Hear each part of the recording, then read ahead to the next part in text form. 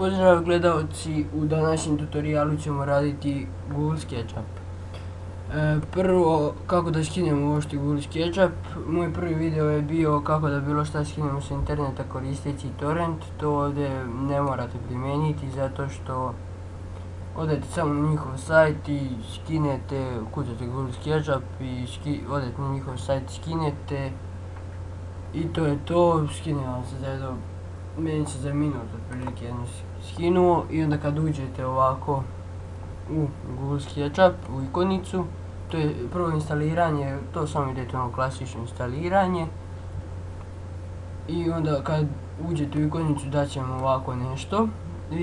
Vi stisnite ovo ovdje i izaberite mjere u čemu ćete raditi, metri, milimetre. Evo, na primjer, ja ću uzeti metre i onda idete samo start.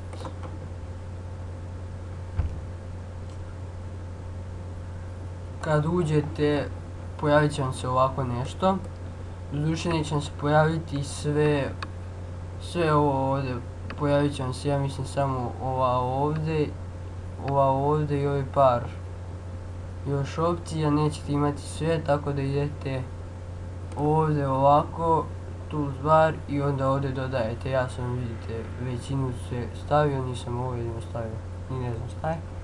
Onda stavite tako sve ove, u stvari stavite šta će vam biti najviše potrebno. Na primjer, ako vam ne treba ovi pogledi, njih ne morate ni stavljati da vam baš ne bude ovako puno ko meni, ali ja koristim skoro sve.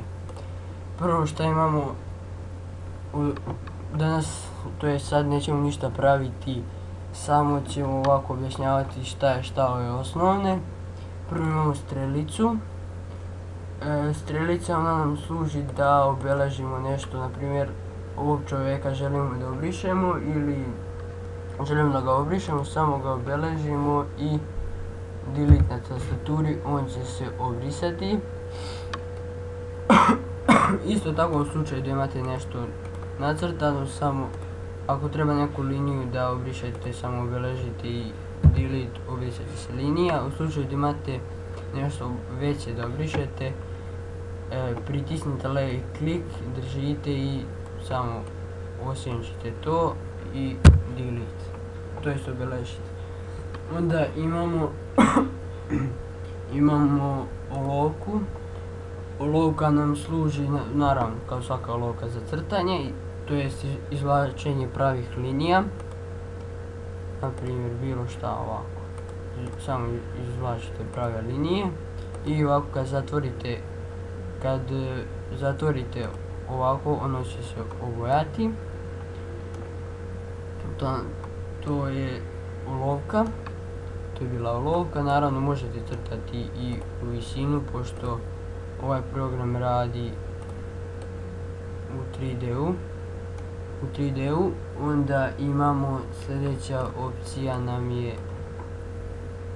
to je ova opcija nam je kao ovako kvadrat jedan, naravno za izvlačenje kvadrata i pravougaonika. Sad vi otprilike izaberete koliko vam treba i to je to. Što se tiče kvadrata, krug isto, obeležite centar gdje želite i crtate krug. Onda imamo ovdje kao jednu polukružnu liniju, s njom crtamo, na primjer, hoćemo ovdje da dodamo jedan polukrug, obeležimo dvije tačke ovako sa pravom linijom i tačno na sredini ove prave linije on će se izvlačiti ovako. Sad vi stavite koliko vam odgovara, naravno. Onda sljedeća opcija nam je gumica, znači ovo sam preskočio zašto to ćemo kasnije raditi, ovo ovdje. Znači sljedeća opcija nam je gumica, ona naravno služi za brisanje. Brisanje mnogo vam je lakše sa ovom strelicom da označite samo delete, ali možete i sa gumicom. Onda imamo metar, naravno on nam je za mjerenje.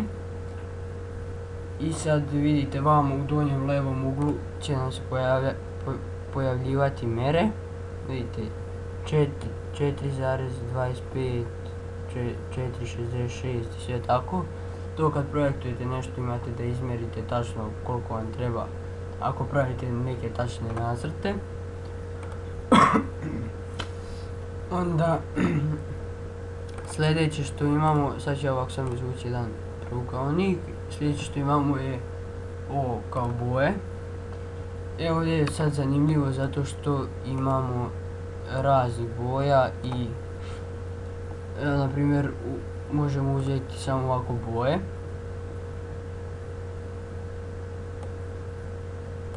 Uzmemo samo ovako boje i možemo izabrati i uzeti obojati nešto. I onda ovdje sad imate da birate šta hoćete. Evo ima na primjer drvo što je zanimljivo kod drveta, imate ovako kao parke, to vam je dobro za podove neke ili nešto slično. Onda imamo na primjer vodu, na primjer kad pravite bazen neki i vi želite stavite vodu, stavite ovako vodu neku, baš ekstra izgleda. Onda imate ovako kao prozor da vam bude providno, to najčešće se koristi za prozore, samo obojimo i to bi trebalo bude providno. Sad kod mene neće biti, samo malo, da brišemo ovo, ide ovako i to bi trebalo bude providno, da evo sad ću kako da izvučemo malo pa jedan zid.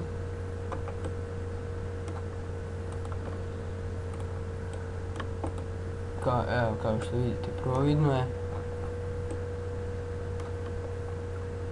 Znači ima još tu 100 različitih, imate metal ako hoćete da bude nešto od metala i slično.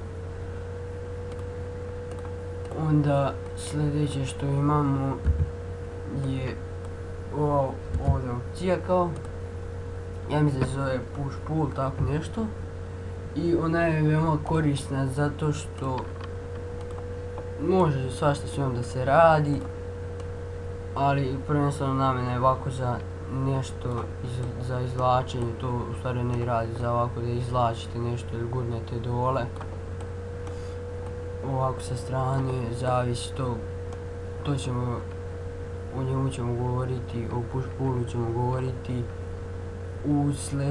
u sljedećem videoklipu, zato što ćemo u sljedećem klipu raditi kako najjednostavnije da napravimo kućicu neku. Onda sljedeće što imamo je ova ovdje opcija, o njoj ćemo također isto više govoriti u sljedećem klipu. Ona ovako služi, uzmete liniju koju želite i isto ovako da izvlačite i svašta. Onda imamo ovu opciju ovdje i ona nam služi, na primjer, obeležite površinu neku i ona vam da još jedan kvadrat, na primjer u našem slučaju ovdje pravougaonik, ona vam da još jedan pravougaonik kako je krug i vi radite, odaberete da hoćete bude veće, manje i samo obeležite i dobijete još jedan pravougaonik u njemu. Onda na primjer, zašto je to dobro, na primjer kad hoćemo ovako napravimo iz više nivoa neku zgradu ili tako nešto. Naravno tome će više biti u sljedećem klipu kad budemo pravili najjednostavniju kućicu. Može i ne bude baš ovo, ali bit će u nekom od narednih klipova. Onda imamo, ovo nam je za rotiranje, da gledamo pošto je figura 3D, da možemo da gledamo sa svih strana. Tu opciju još možete dobiti i kad, na primjer, sad uzmete bilo šta ovamo i kad pritisnete točkić, on vam da tu opciju, to da okrećete vašu figuru. Onda imamo ovu kao šaka, to nam je za pomeranje figure. I onda imamo ovamo da se zoomira, da se uveća i smanji, to to koristite, bolje vam je da koristite na točkiću. Točkić pozadi, kad ga vučete ovako pozadi, umanjuje figuru, to jest udaljava se od figure. Ovako kad gurate naprijed točkić, to vam se približava se ova vaša figura. I to je to što se tiče ovih osnovnih elemenata kod Bull SketchUpa. U sljedećem klipu, već sam rekao, radimo kako napraviti najjednostavniju kuću neku najjednostavniju. A posle tog klipa bit će vjerojatno još nešto komplikovanije. Do sljedećeg klipa vežbajte malo ove osnovne elemente i tako pokušavajte vi nešto da napravite i vidimo se u sljedećem klipu.